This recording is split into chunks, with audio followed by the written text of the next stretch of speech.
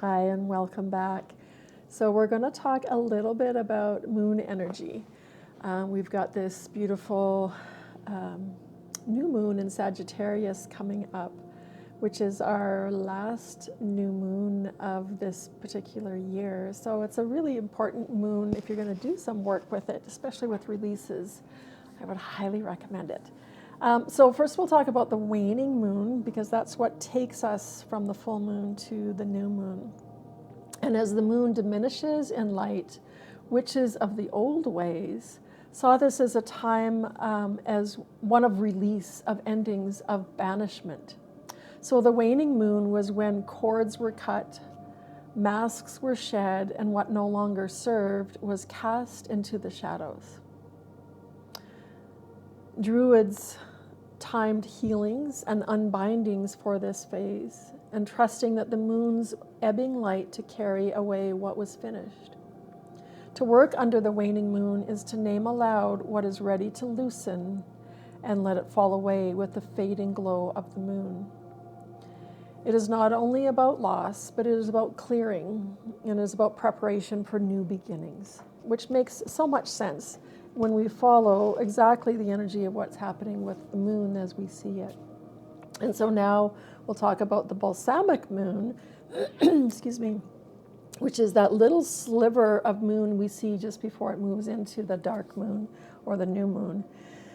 And that sliver of moonlight was called the healing moon by many of the old ones. It is a phase of rest, of restoration, and a dream time. Remember, this is right before the new moon where we set new intentions and new beginnings. So this was the time to dream that world into being. The balsamic moon carries the last embers of that old cycle and asking us to prepare ourselves for what is yet to come, for those new beginnings.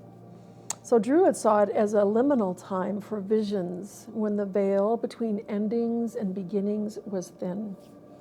I love that analogy. Witches brewed teas, whispered prayers in the darkness, and lay in silence beneath the balsamic moon, letting go of fatigue and filling themselves with quiet strength. To work with this phase is to let your body rest and your soul ready itself for renewal. So I just find that really beautiful. And then lastly, we're going to talk about this dark moon, this new moon on the 19th, excuse me, when the moon is no longer visible. And this was a time of great reverence for many, but it was also a time of fear for many.